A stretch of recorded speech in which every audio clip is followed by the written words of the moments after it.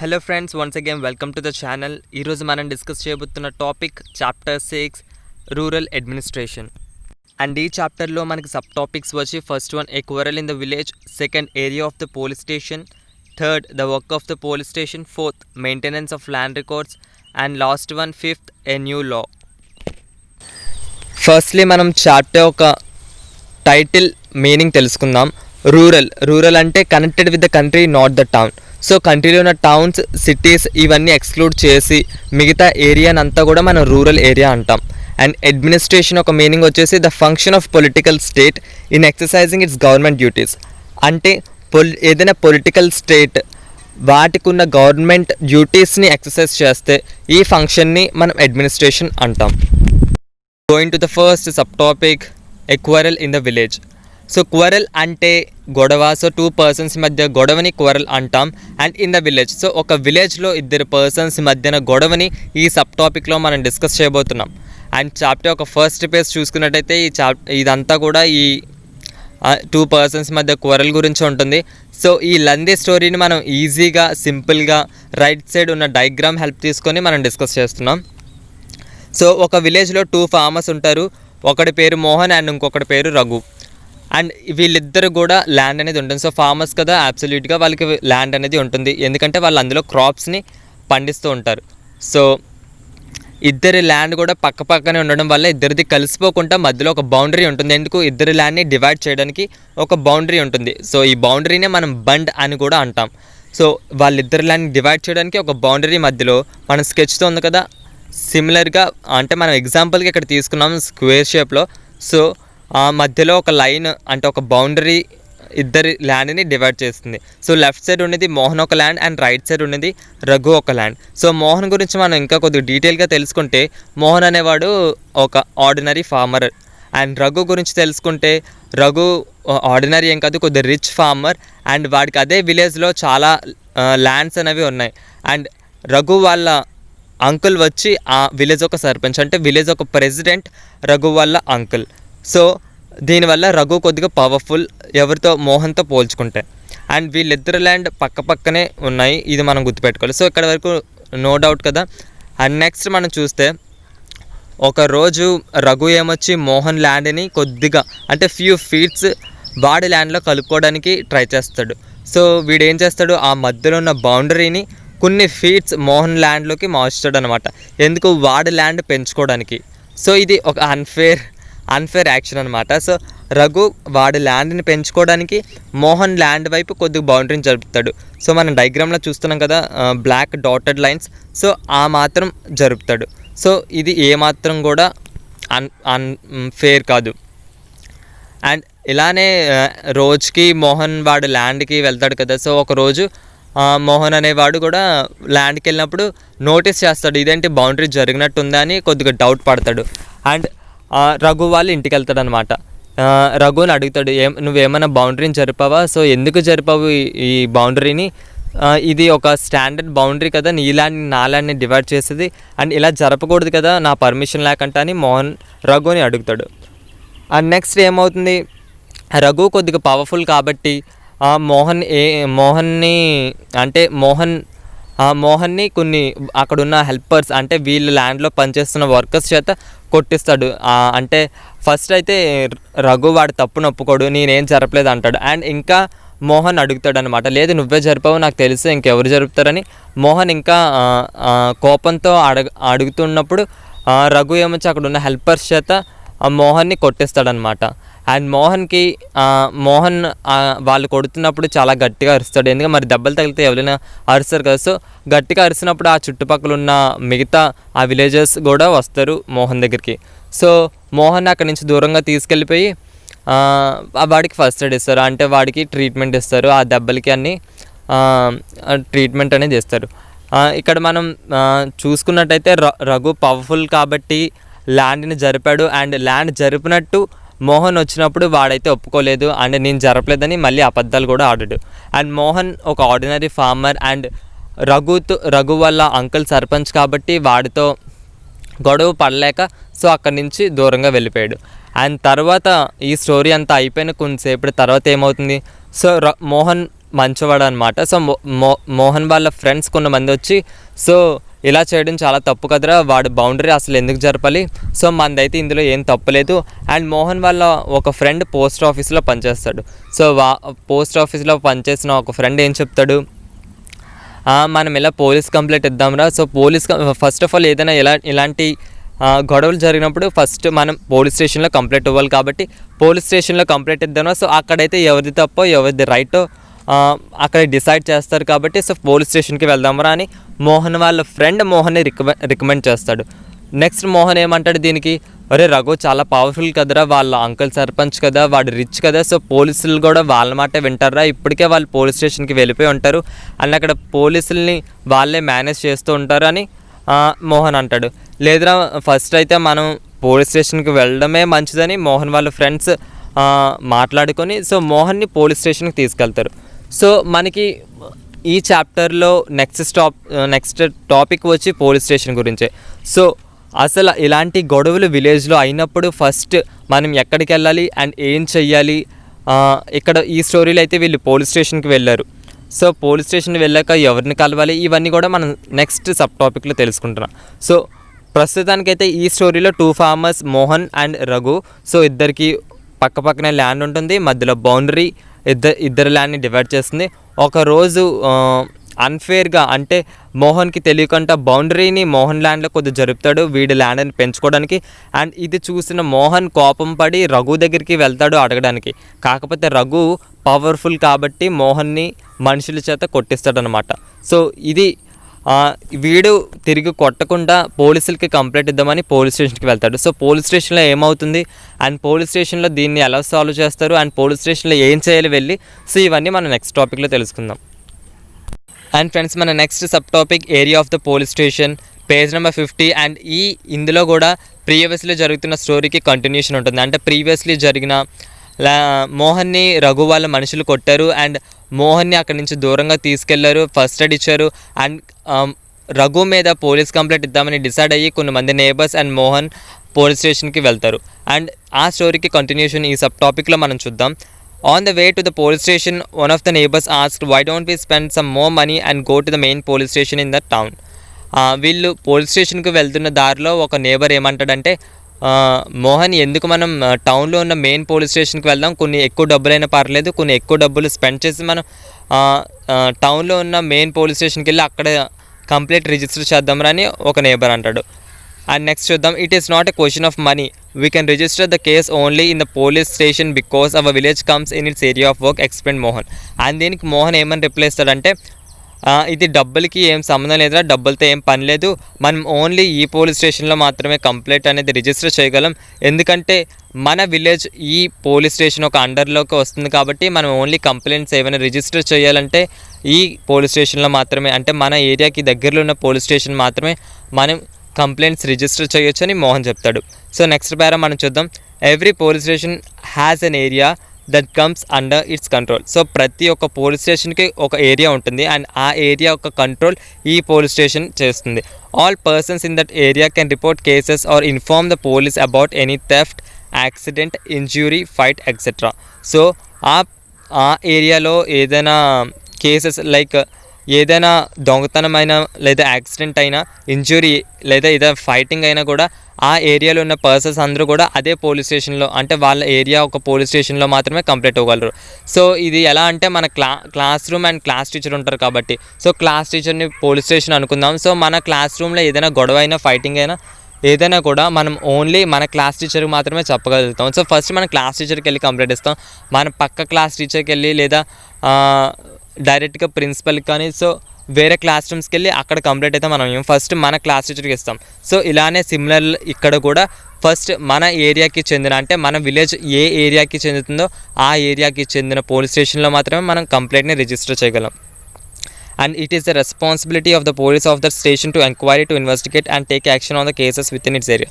So మనం టీచర్కి complaint ఇచ్చాక టీచర్ యొక్క రెస్పాన్సిబిలిటీ ఏంటి, సో ఇద్దరి మధ్యన గొడవని సాల్వ్ చేసి ఎవరి తప్ప ఎవరు రైట్ చెప్తారు. సో అలానే ఈ పోలీస్ స్టేషన్ ఒక రెస్పాన్సిబిలిటీ కూడా ఆ కేసుని సాల్వ్ చేసి అండ్ ఆ ఏరియాలో ఉన్న ఏ కేసెస్నైనా ఇన్వెస్టిగేషన్ చేసి ఎంక్వైరీ చేసి ప్రాబ్లమ్స్ని సాల్వ్ చేయాలి. Next sub topic the work at the police station. So work అంటే అక్కడ మనం పోలీస్ స్టేషన్కి వెళ్ళిన తర్వాత ఫస్ట్ ఎవరి దగ్గరికి వెళ్ళాలి అండ్ కంప్లైంట్ ఎలా ఫైల్ చేయాలి అండ్ ఇవన్నీ మనం ఈ సబ్ టాపిక్లో తెలుసుకుందాం. అండ్ కింద పారా కంటిన్యూ చేద్దాం. When they reach the police station Mohan went the person in charge bracket station house officer or SHO. So Mohan ఎప్పుడే పోలీస్ స్టేషన్కి వెళ్దామని డిసైడ్ అయిన తర్వాత పోలీస్ స్టేషన్కి వెళ్ళాక ఫస్ట్ పర్సన్ ఇన్ఛార్జ్ దగ్గరికి వెళ్తాడు పోలీస్ స్టేషన్లో. సో పర్సన్ ఇన్ఛార్జ్నే ఎస్హెచ్ఓ అంటే స్టేషన్ హౌస్ ఆఫీసర్ అని కూడా అంటారు.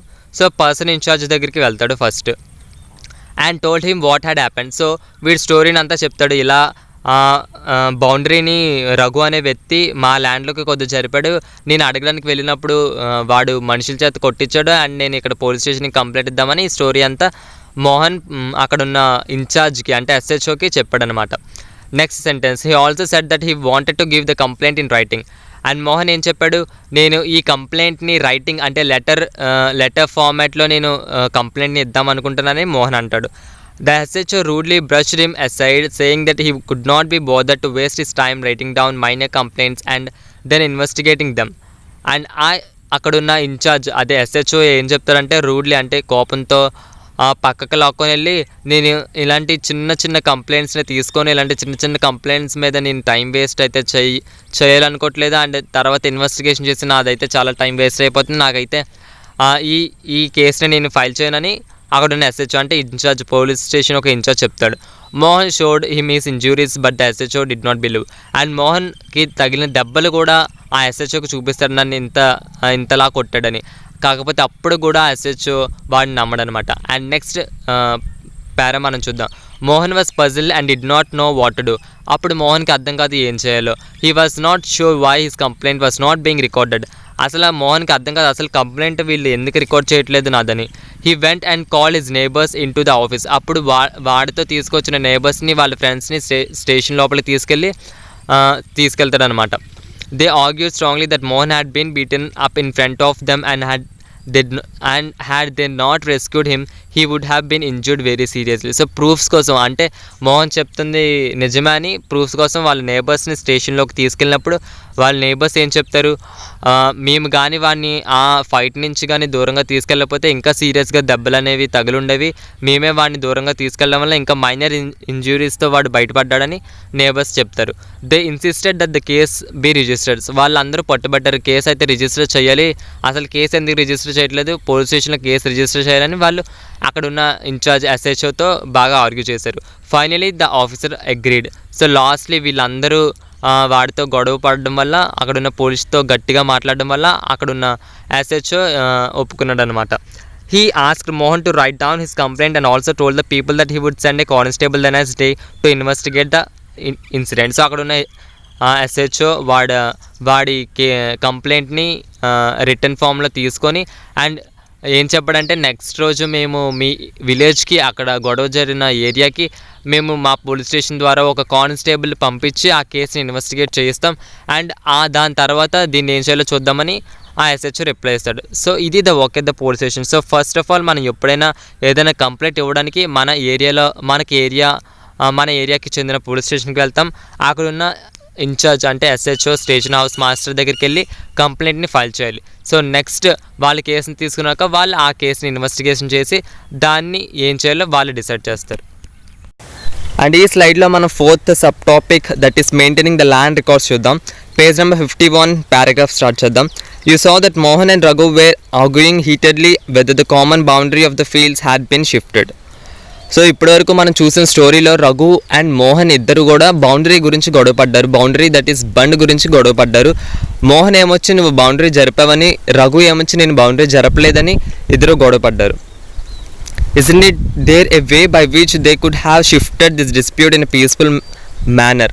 సో ఇద్దరు గొడవపడ్డారు, ఒకరినొకరు కొట్టారు అండ్ ఒకరికి దెబ్బలు కూడా హెవీగా తగిలాయి. సో ఈ సెంటెన్స్లో ఏం చెప్తున్నారంటే ఇదే ఒక ప్రొసీజరా, ఇంకో మేనర్, ఇంకా ఈ గొడవని పీస్ఫుల్ మేనర్గా సాల్వ్ చేసే ఇంకో ప్రొసీజర్ ఏమీ లేదా అని ఇక్కడ క్వశ్చన్ మార్క్ మనకుంది. Are the records that show who owns what land in the village? Let's find out how this is done. So ఎవరు ఎంత ల్యాండ్ని ఒక విలేజ్లో ఓన్ చేసుకున్నారో అండ్ ఎవరి పేరు మీద ఏ ల్యాండ్ ఉందో, సో బౌండరీస్ ఎంతవరకు ఉన్నాయో and area of the land, so ఇవన్నీ కూడా విలేజ్లో మెయింటైన్ చేయరా ఒకలా ఇవన్నీ రికార్డ్స్ ఉండవా? సో ఉంటే ఎలా దీన్ని మెయింటైన్ చేస్తారో మనం ఈ సబ్ టాపిక్లో తెలుసుకుంటున్నాం. దానికోసమే ఈ సబ్ టాపిక్ పేరు కూడా maintaining the land records. So ఎవరి పేరు మీద ల్యాండ్ ఎక్కడెక్కడ ఉంది, ఎంత ఉంది అండ్ బౌండరీస్ ఎక్కడి వరకు ఉంటాయో ఇవన్నీ కూడా మెయింటైన్ అండ్ రికార్డ్ చేయబడతాయి. సో ఇలాగా ఎప్పుడైనా డిస్ప్యూట్ అవుతే, కాన్ఫ్లిక్ట్స్ అవుతే మనం ఇంకా పీస్ఫుల్ మేనర్గా అంటే పోలీస్ స్టేషన్ వరకు వెళ్ళకుండా ఈ రికార్డ్స్ చూసుకొని మనం ఈ కాన్ఫ్లిక్ట్స్ని సాల్వ్ చేయొచ్చు. అండ్ నెక్స్ట్ కింద పారాగ్రాఫ్ కంటిన్యూ చేద్దాం. Measuring land and keeping land records is the main work of patwari. So patwari అని మనకి ఒక న్యూ వర్డ్ కనిపిస్తుంది. సో పట్వారీ అనేవాడు ల్యాండ్ రికార్డ్స్ని మెయింటైన్ చేస్తాడు అండ్ ల్యాండ్ రికార్డ్స్ని అప్డేట్ కూడా చేస్తూ ఉంటాడు. సో పట్వారీ అంటే లైక్ ఇప్పుడు పోలీస్ అంటే ఎలా ఒక జాబో, సో పట్వారీ కూడా ఒక job. So measuring land, so ల్యాండ్ని మెజర్ చేయడం and keeping land records. So ఒక ల్యాండ్వి ఏమైనా రికార్డ్స్, ల్యాండ్ అని అంటే ఆ విలేజ్లో ఉన్న రికార్డ్స్ అన్ని, ల్యాండ్కి సంబంధించిన రికార్డ్స్ అన్ని అండ్ దాన్ని మెజర్ చేయడం ఈ పట్వారీ యొక్క work. The patwari is known by different names in different states. In some villages, such officers are called lekpal and in others, kanungo or karmachari or village officers. So పట్వారీని వేరే వేరే విలేజెస్లో, వేరే వేరే స్టేట్స్లో వేరే వేరే పేర్లతో పిలుస్తారు. ఫర్ ఎగ్జాంపుల్ లేక్పాల్ అని, లేదా కానుగో అని, కర్మచారి అని, లేదా సింపుల్గా విలేజ్ ఆఫీసర్స్ అని ఈ పట్వారీని పిలుస్తూ ఉంటారు. We will refer to this officer as patwari. మనం ఈ చాప్టర్లో పట్వారీ అని సింపుల్గా డిస్కస్ చేస్తున్నాం. Each patwari is responsible for a group of villages. So ఒక పట్వారీ ఒక విలేజ్కి సంబంధించిన ల్యాండ్ రికార్డ్స్ మాత్రమే కాదు, గ్రూప్ ఆఫ్ విలేజెస్ అంటే కొన్ని విలేజెస్ కలిపి ఒక పట్వారీ మెయింటైన్ చేస్తాడు అనమాట. The patwari maintains and updates the records of the village.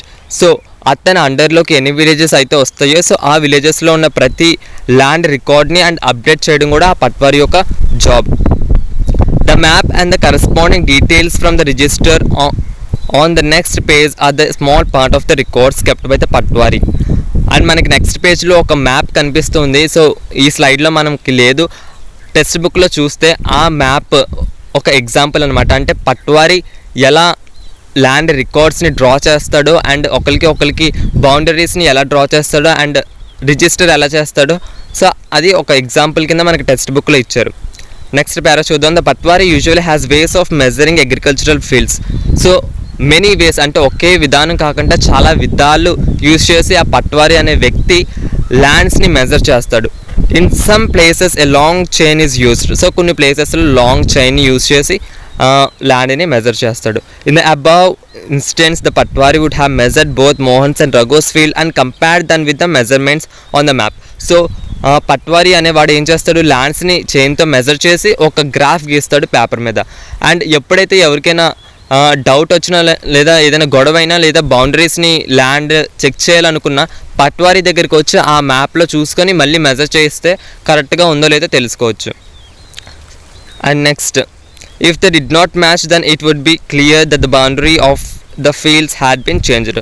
So ఈ మోహన్ అండ్ రఘు ఈ 2 farmers కూడా ఇంత గొడవ పెట్టుకోకుండా ఈజీగా పట్వారీ దగ్గరికి వెళ్తే సో వీళ్ళు ఆల్రెడీ డ్రా చేశారు కాబట్టి మెజర్మెంట్స్ తీసుకొని మళ్ళీ మెజర్మెంట్ చేస్తే వాళ్ళు చేంజ్ చేశారో లేదో ఈజీగా తెలుసుకోవచ్చు. సో ఇలా మనం పీస్ఫుల్గా కొన్ని ప్రాబ్లమ్స్ని సాల్వ్ చేసుకోవచ్చు అని మనకి తెలుస్తుంది.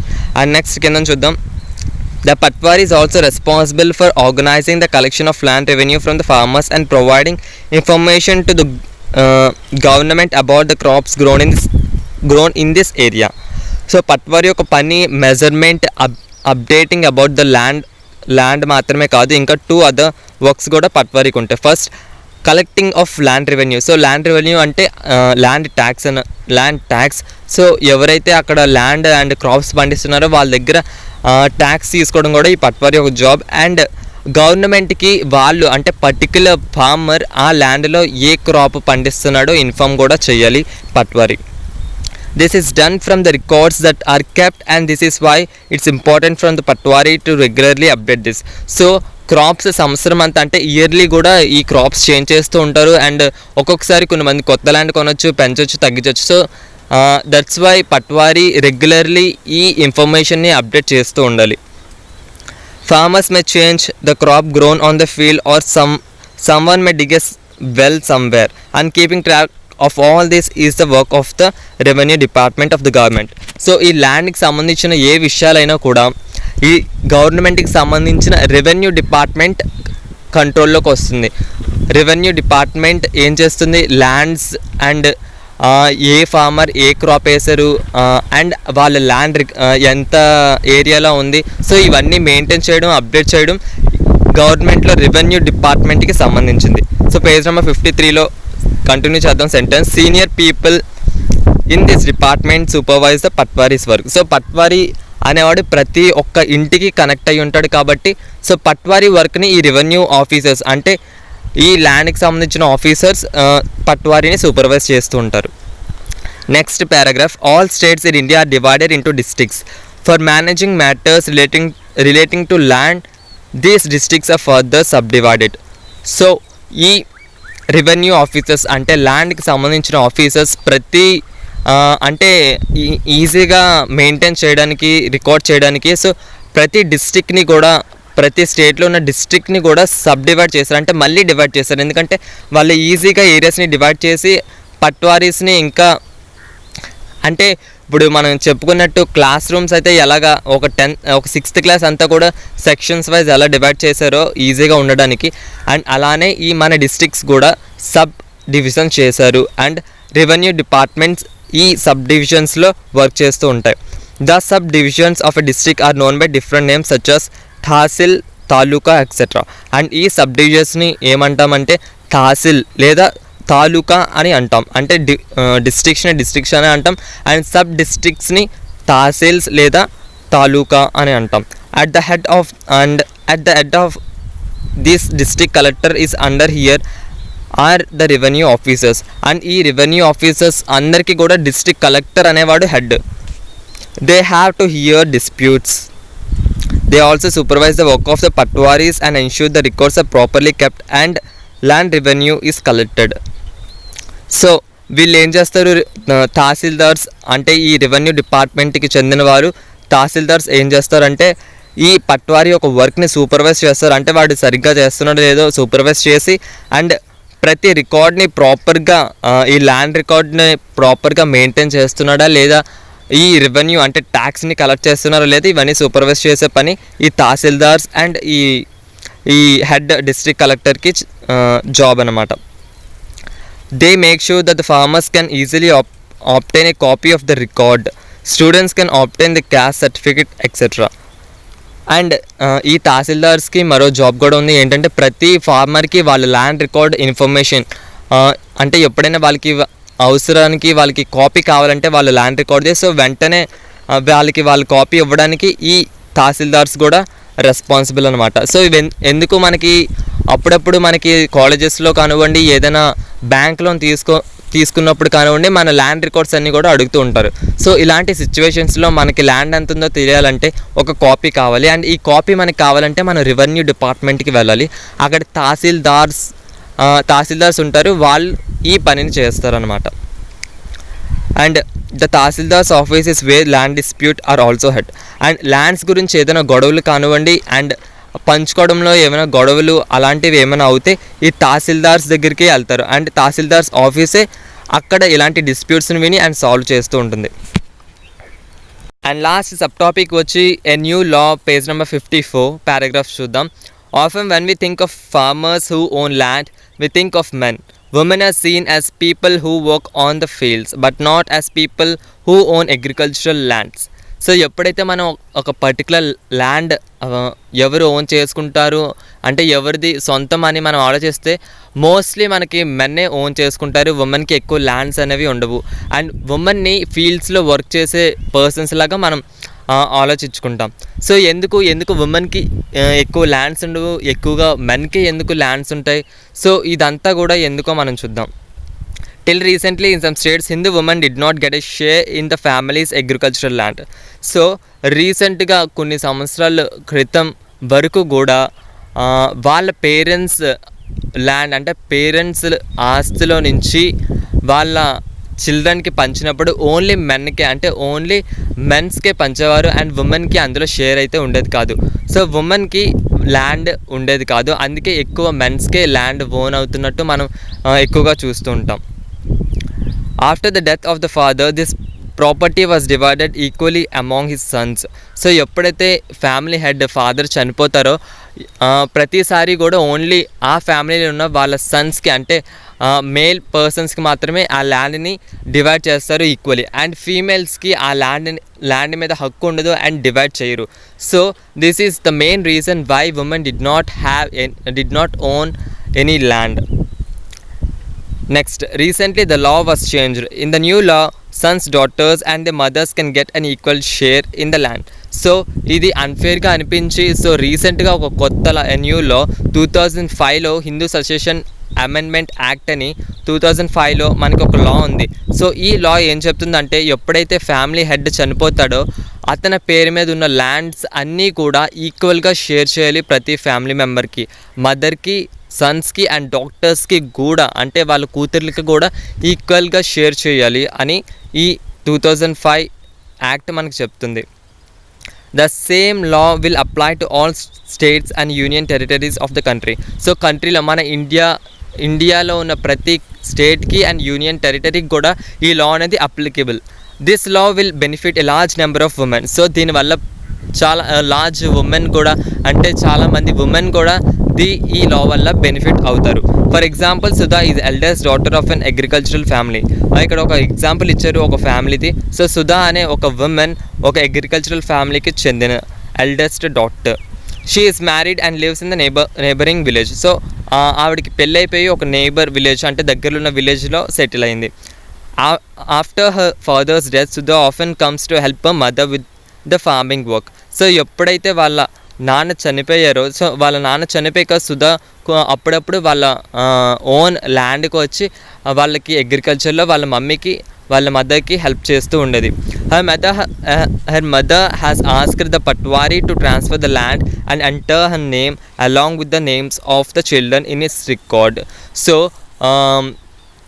యూజువల్గా అయితే ఎప్పుడైతే ఒక ఫ్యామిలీ హెడ్ చనిపోతారో మనం మాట్లాడుకున్నట్టు ఆ ల్యాండ్ అనేది ఆ ఫ్యామిలీలో ఉన్న సన్స్కి అంటే ఓన్లీ మగవాళ్ళకి అది డివైడ్ చేయబడింది. కాకపోతే ఈ స్టోరీలో సుధా వాళ్ళ మదర్ వాళ్ళ కూతురు సుధాకి కూడా ఈక్వల్గా ఆ ల్యాండ్ అనేది డివైడ్ చేయడం జరిగింది. అండ్ ఈ ల్యాండ్కి సంబంధించింది ఏమైనా మనం డివైడ్ చేయాలనుకున్నా, మెజర్ చేయాలనుకున్నా లేదా అప్డేట్ చేయాలనుకున్నా ఫస్ట్ మనం ఎవరికి కాంటాక్ట్ అవ్వాలి? పట్వారీ. సో రూరల్ ఏరియాస్లో మనం పట్వారికి కాంటాక్ట్ అవుతాం. సో పట్వారికి చెప్పి ఆ ల్యాండ్ని సుధాకి కూడా వాళ్ళ మదర్ ట్రాన్స్ఫర్ చేసింది.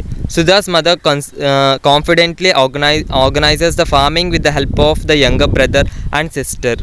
Similarly, Sudha also lives with her assurance that if she ever has a problem, she can always depend upon her share of the land. So, ఇలా ల్యాండ్ ఇవ్వడం వల్ల ఎప్పుడైనా సుధాకి ఓన్గా ఏమైనా ప్రాబ్లమ్స్ కానీ ఏమైనా ఫైనాన్షియల్ ట్రబుల్ కానీ వచ్చినా కూడా తనకి ఈ ల్యాండ్ అనేది హెల్ప్ అవుతుందని వాళ్ళ మదర్ సుధా పేరు మీద కూడా ఈక్వల్గా వాళ్ళ సన్స్తో పాటు ఫీమేల్ కూడా ఆ పట్వారీ చేత ఈ ల్యాండ్ని డివైడ్ చేయడం జరిగింది. సో ఇదే ఈ లా చెప్తుంది, హిందూ ససెషన్ అమెండ్మెంట్ యాక్ట్ 2005 ప్రకారం. సో ఎప్పుడైతే ఫ్యామిలీ హెడ్ చనిపోతాడో ప్రతి ఒక్కరికి, ఆ ఫ్యామిలీలో ఉన్న ప్రతి ఒక్కరికి ఆ ల్యాండ్ అనేది ఈక్వల్గా డివైడ్ చేయాలని. సో మనం చాప్టర్ని అయితే కంప్లీట్ చేసాం, కానీ వన్స్ మనం సబ్ టాపిక్స్ని రివర్స్ చేసుకుందాం. First one, a quarrel in the village. అంటే మనం మోహన్కి రఘుకి మధ్యన ఒక క్వరల్ అంటే గొడవని మనం చూసాం. And second, area of the police station. So ఏదైనా ఇలాంటి గొడవలు అయినప్పుడు ఫస్ట్ మనం అడ్రస్ ఇవ్వవలసింది, area of the police station. So ప్రతి ఏరియాకి ఒక రిలేటెడ్ పోలీస్ స్టేషన్ అనేది ఉంటుంది ఆ ఏరియాకి సంబంధించింది. సో ప్రతి ఒక్కరూ ఏవైనా కంప్లైంట్ ఇవ్వాలనుకున్నా లేదా కేసుని రిపోర్ట్ చేయాలనుకున్నా ఆ ఏరియాకి సంబంధించిన పోలీస్ స్టేషన్లోకి వెళ్ళి ఆ కేసుని రిజిస్టర్ చేయొచ్చు. అండ్ థర్డ్ వచ్చేసి the work of the police station. And area of the police station చూసాక మనం work of the police station, అసలు పోలీస్ స్టేషన్లో ఫస్ట్ ఎవరికి అక్కడికి వెళ్ళి కంప్లైంట్ ఇవ్వాలి, అండ్ ఇన్ఛార్జ్ ఎవరు, అండ్ కంప్లైంట్ ఇచ్చాక పోలీస్ స్టేషన్లో రెస్పాన్స్ ఎలా ఇస్తారు. సో ఇవన్నీ మనం థర్డ్ సబ్ టాపిక్లో చూసాం. And fourth one, maintenance of land records. So ఈ రూరల్ ఏరియాస్లో ల్యాండ్ రికార్డ్స్ని ఎలా మెయింటైన్ చేస్తారు, ఎవరు మెయింటైన్ చేస్తారు మనం చూసాం. సో పట్వారీ అనే వ్యక్తి రూరల్ ఏరియాస్లో ల్యాండ్ని మెయింటైన్ అండ్ అప్డేట్ చేస్తాడు, అండ్ ల్యాండ్ రెవెన్యూ కలెక్ట్ చేస్తాడు. అండ్ ఈ ల్యాండ్ని మెయింటైన్ చేయడానికి మన ప్రతి స్టేట్లో ఉన్న డిస్ట్రిక్ట్స్ని సబ్ డివిజన్స్ కింద డివైడ్ చేశారు. దాన్ని తహసీల్స్ అంటాం లేదా తాలూకా అంటాం. అండ్ ఈ తాలూకాలో ఈ రెవెన్యూ డిపార్ట్మెంట్కి చెందినవారు, అంటే ల్యాండ్ రికార్డ్స్ని మెయింటైన్ చేసేవారు రెవెన్యూ డిపార్ట్మెంట్కి చెందిన వారు. ఆ డిపార్ట్మెంట్లో తహసీల్దార్స్ ఉంటారు. అండ్ ఈ తహసీల్దార్స్ అందరికీ కూడా ఎవరు హెడ్, డిస్ట్రిక్ట్ కలెక్టర్ అనే వ్యక్తి, అంటే డిస్ట్రిక్ట్ కలెక్టర్ ఈ తహసీల్దార్స్ అందరికీ కూడా హెడ్. అండ్ ఈ తహసీల్దార్స్ ఏం చేస్తారు, ఈ పట్వారీస్ ఎలా పనిచేస్తున్నారో వాళ్ళని సూపర్వైజ్ చేస్తారు. అండ్ ఈ ల్యాండ్కి సంబంధించిన రెవెన్యూ కానివ్వండి లేదా ఏ క్రాప్ ఎవరు ఏం పండిస్తున్నారు, సో ఇవన్నీ కూడా మెయింటైనింగ్ ద ల్యాండ్ రికార్డ్స్ అనే సబ్ టాపిక్లో మనం చూసాం. And last 5th final sub topic వచ్చేసి a new law, Hindu succession amendment act 2005. So ఈ డాటర్స్ విష్ అంటే ఇప్పుడు రీసెంట్ ఇయర్స్ వరకు ఓన్లీ ఒక ఫ్యామిలీలో హెడ్ ల్యాండ్ ఓన్లీ వాళ్ళ సన్స్కి మాత్రమే షేర్ చేసేవారు. సో ఈ లా తర్వాత ప్రతి ఒక్కరికి ఈక్వల్ రైట్స్ ఉంటాయని వాళ్ళ ఫాదర్ ఒక ల్యాండ్స్ మీద, సో ఈ లాలో మనం చూసాం.